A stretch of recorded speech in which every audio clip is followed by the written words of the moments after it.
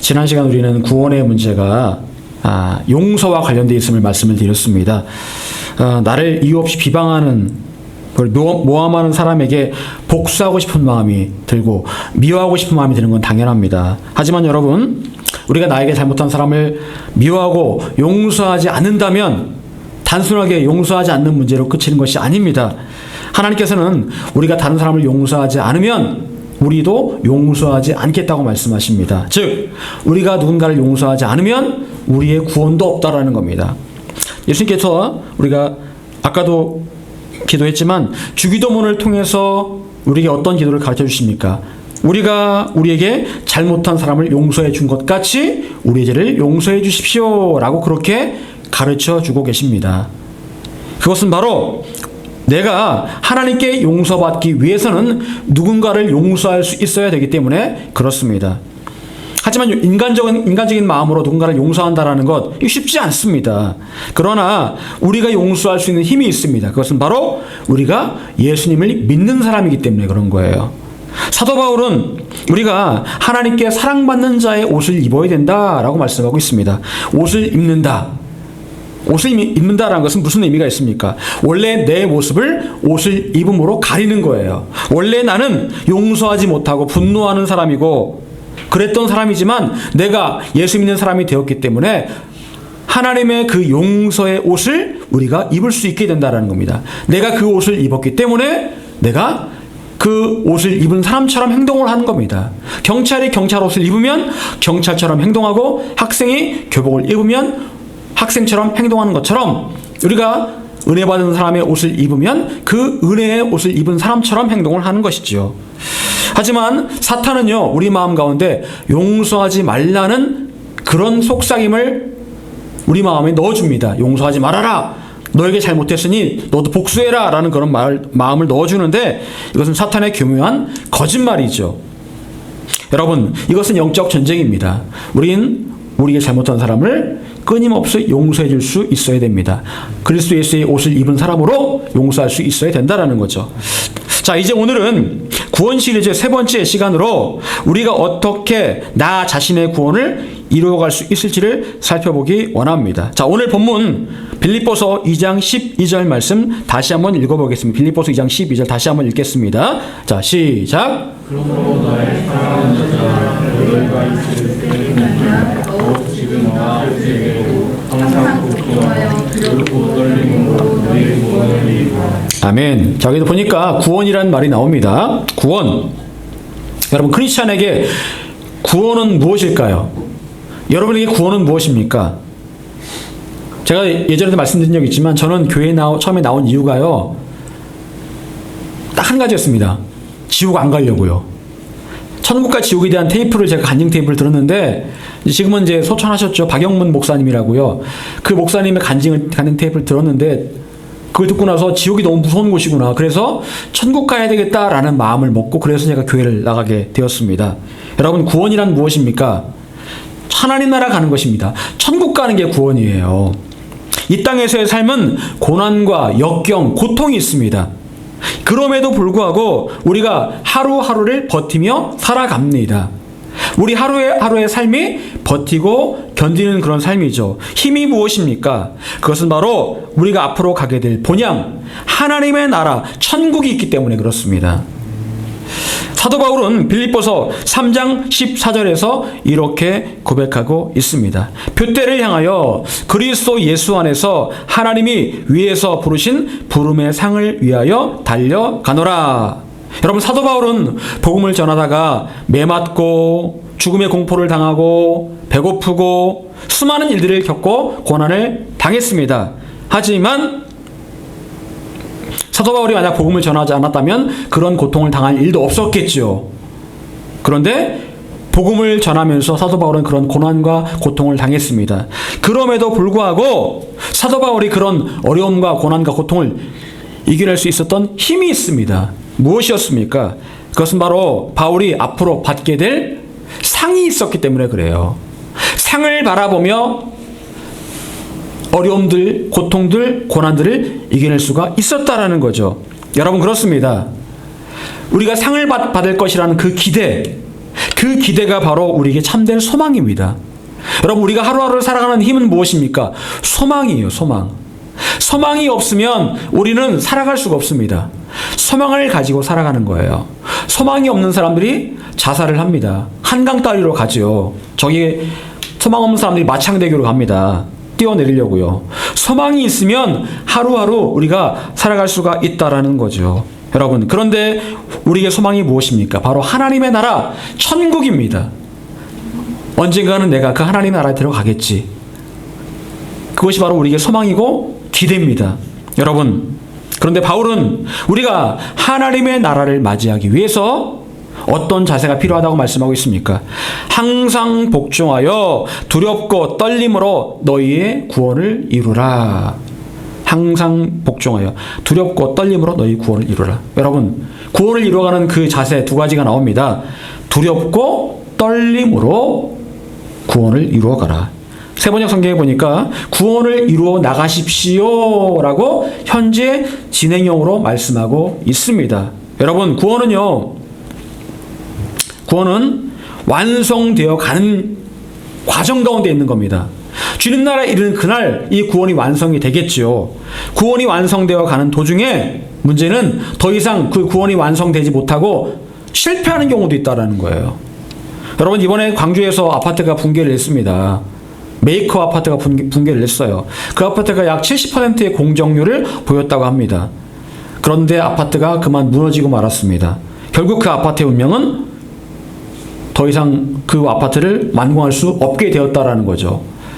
완성되어 갔지만, 거의 완성되어 갔지만 결과적으로 완성되지는 못했습니다.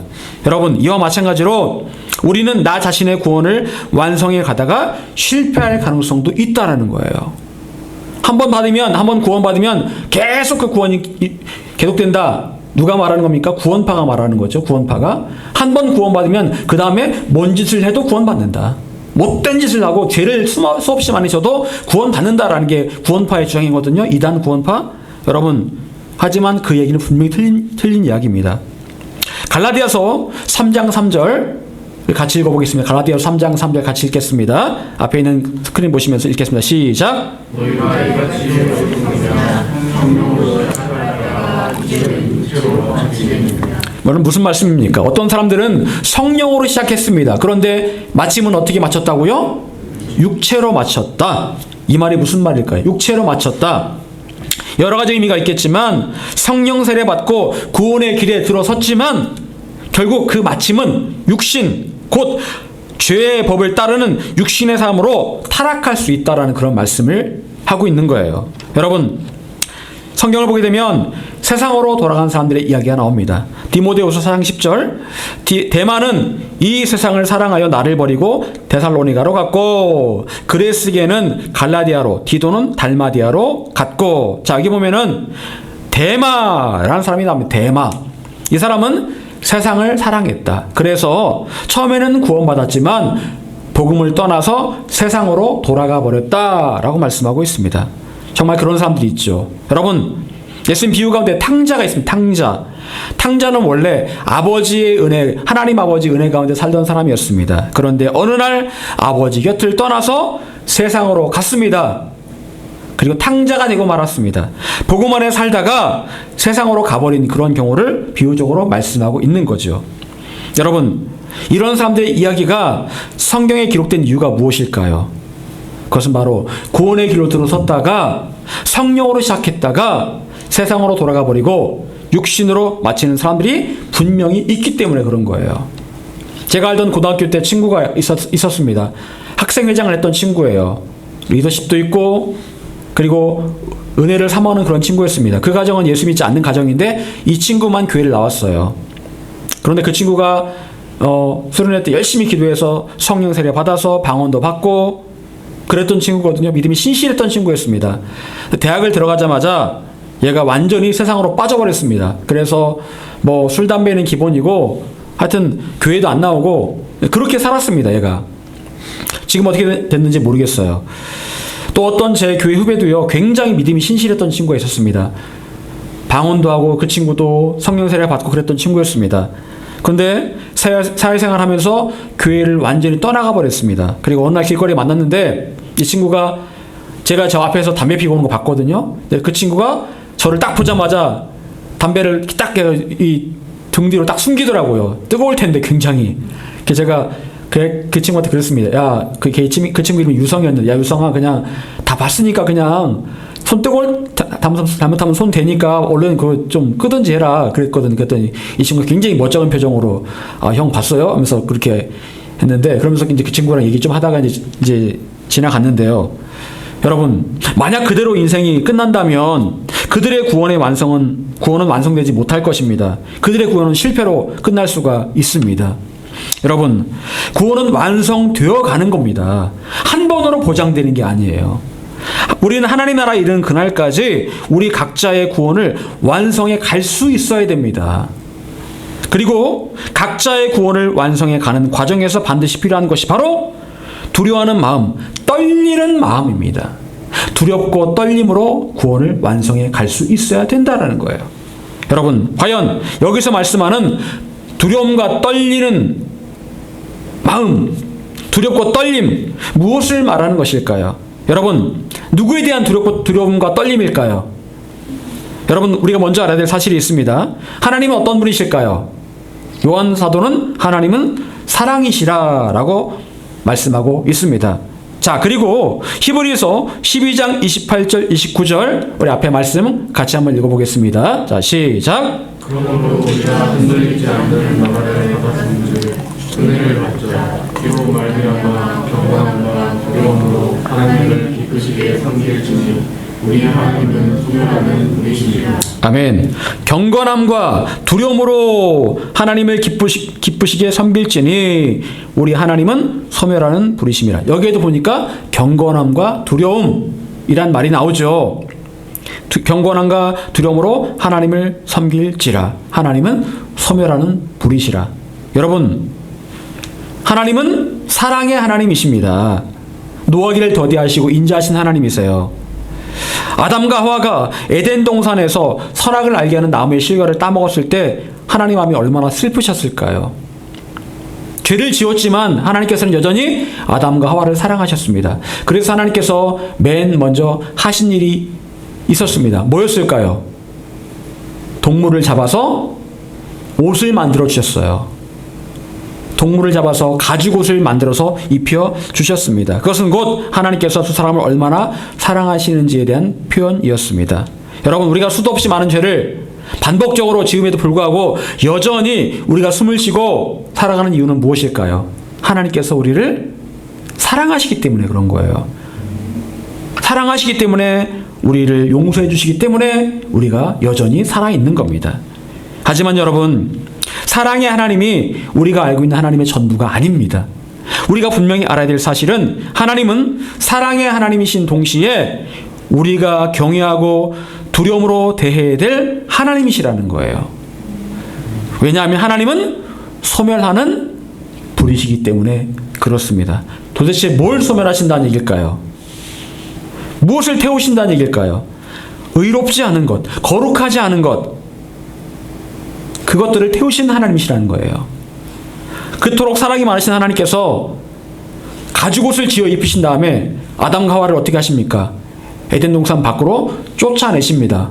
아니, 사랑이 많으신 하나님이신데 왜 아담과 하와를 에덴 동산 밖으로 쫓아내셨을까요? 이유가 뭘까요? 죄를 지었기 때문에 그래요. 죄를 지었기 때문에요. 그럼 제가 예전에 한번 그런 예화를 든 적이 있죠.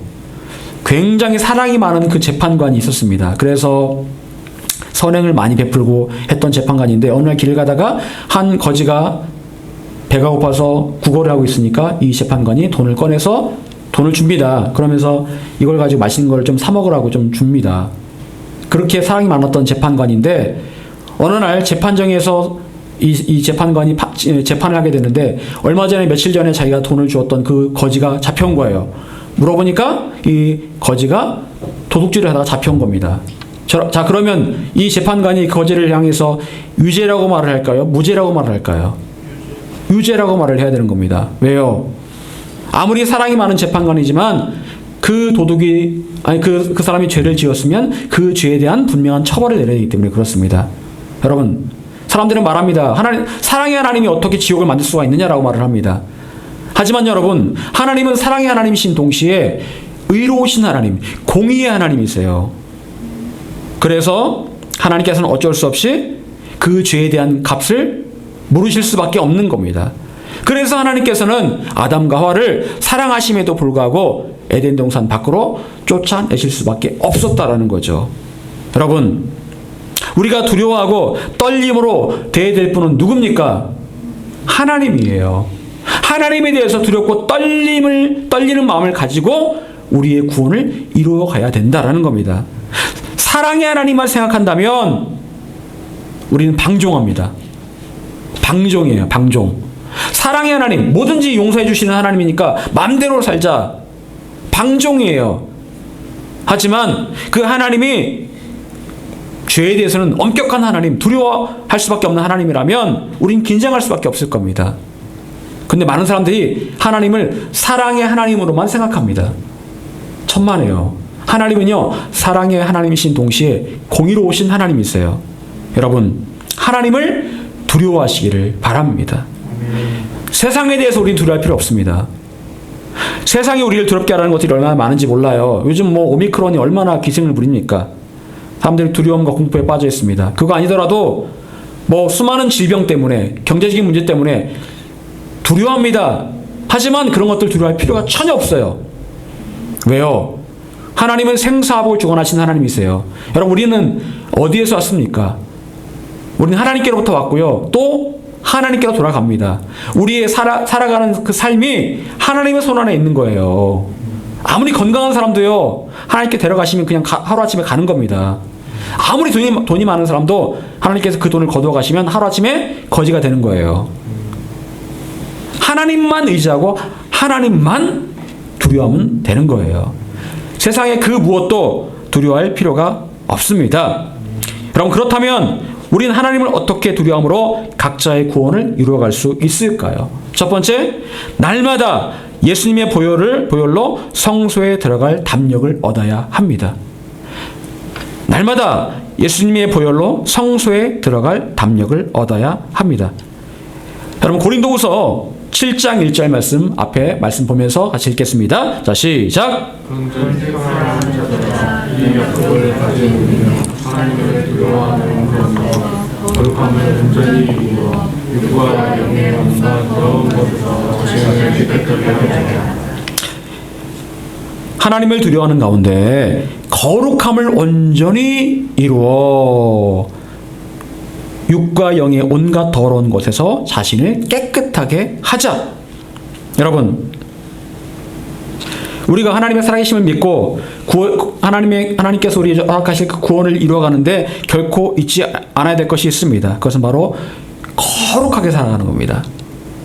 거룩하게. 여러분, 그런데요, 거룩하게 살아가는 게 쉽습니까? 어렵습니까? 깨끗하게 살아가는 것, 흠도 티도 없이 깨끗하게 살아가는 것 어렵습니까? 힘듭니까? 어렵습니까? 아니면 쉽습니까? 어렵다는 걸 말을 떠나서 아예 그냥 사실 불가능에 가까운 것 같아요. 제 자신을 봐도 거룩하게 살아간다는 거 진짜 거의 불가능에 가까워요.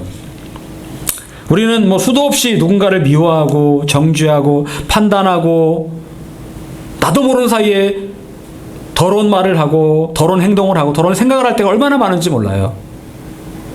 세상 가운데 있다 보면 그렇게 될 수밖에 없습니다. 그래서 사도 바울은 오호라 나는 곤고한 사람이라 라고 그렇게 고백을 하고 있더라는 거예요. 여러분, 그런데 고린도후서 말씀을 가만히 보게 되면 이렇게 말씀하고 있습니다. 육과 영의 온갖 더러운 것에서 자신을 깨끗하게 하자. 육과 영이 더러워질 수밖에 없는데 그럼에도 불구하고 중요한 것은 우리 자신을 깨끗하게 하는 거예요. 여러분, 옷을 입다 보면 더러워집니다. 세탁을 해야 돼요. 아무리 깨끗한 옷도 더러워집니다. 냄새가 나요. 세탁을 해야 돼요. 마찬가지로 우리도 온갖 더러운 것들로부터 우리 자신도 세탁이 되어야 되는 거예요. 깨끗하게 해야 되는 겁니다.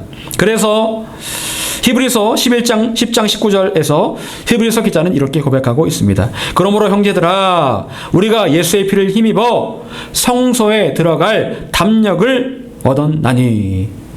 여기 보게 되면 담력, 다른 말로 말하면 용기입니다. 용기, 담대한 힘, 용기를 얻었다라는 거예요. 원래 우리는 죄인입니다.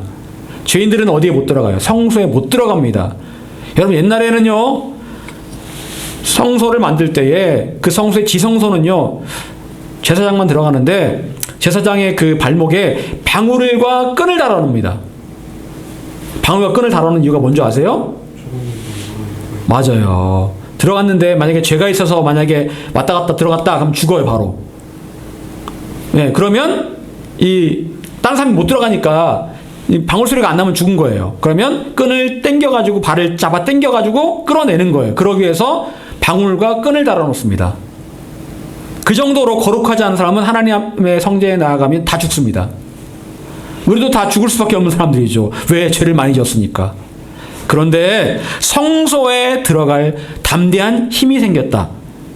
그 힘이 무엇입니까? 우리 예수의 피, 예수 그리스도의 피가 바로 우리가 성소에 들어갈 담력이라는 거예요. 결국 우리가 구원을 이루기 위해 중요한 힘은 바로 예수님의 보혈로 날마다 죄를 씻김 받는 것이죠.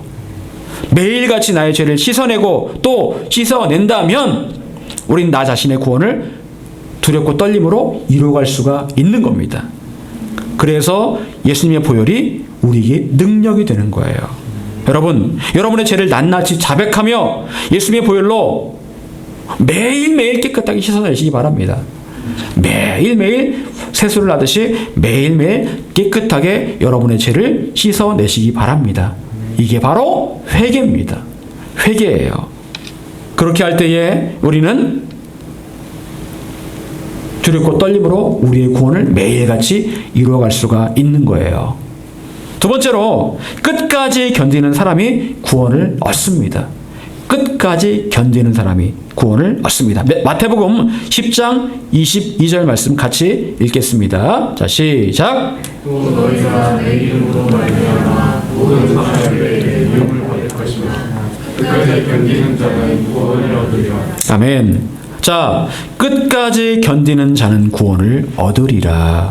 구원은 완성되어 가는 것이라겠죠. 그런데 그 과정 가운데 반드시 필요한 것이 바로 끝까지 견디는 겁니다. 견뎌라. 여러분, 구원을 완성하는 것은 쉬운 게 아니라고 했죠.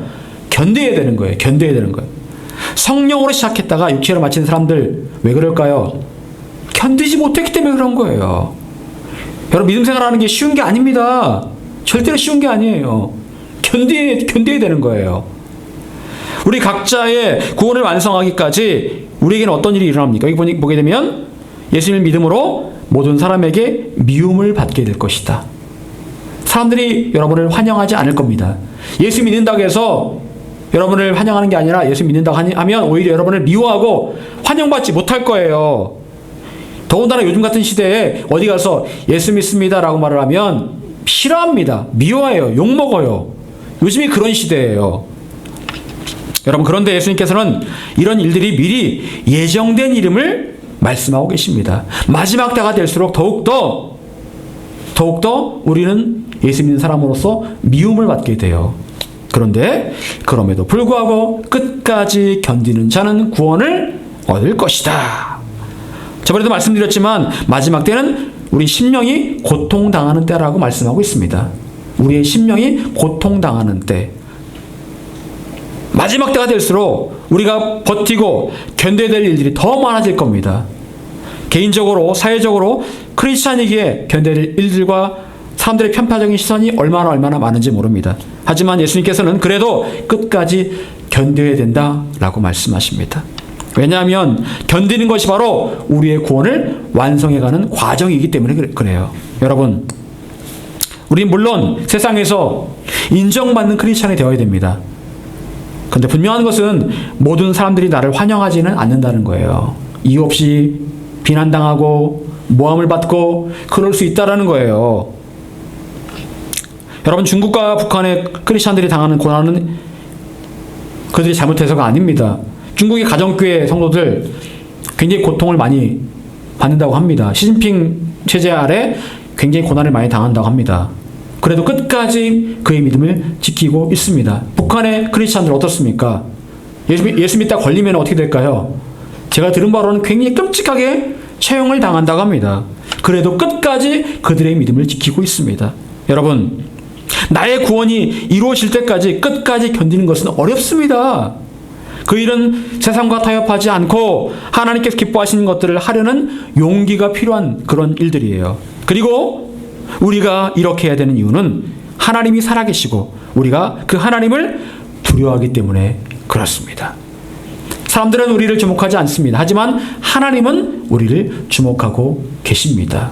우리의 모든 생각과 행동과 우리의 모든 말들이 하나님의 그 책에 다 기록되어 있다고 합니다. 그때 가서 너 그때 참 그렇게 행동했는데 내 마음이 참 그때 슬펐다. 너 그때 그렇게 행동했는데 내 마음이 참 기뻤다 라고 말씀하실 거예요. 사랑하는 여러분, 우리 각자의 구원은 하나님을 향한 두려움과 떨림으로 이루어가는 거예요. 그 구원은 하나님의 나라에 이르는 그날까지 완성되어져 가야 됩니다. 우리는 하나님 앞에서 날마다 예수님의 거룩한 보혈로 정결하게 씻김 받아야 합니다. 그것이 우리 자신을 모든 죄에서 거룩하게 만들어가는 과정입니다. 또한 우리는 예수님 믿기 때문에 많은 것들을 참고 견뎌야 합니다. 견디는 것은 어려운 일이에요. 하지만 그것이 곧 여러분의 구원을 이루어가는 길입니다. 바라기는 저와 여러분 모두가 두렵고 떨림으로 각자의 구원을 이루어 가시기를 간절히 축원합니다.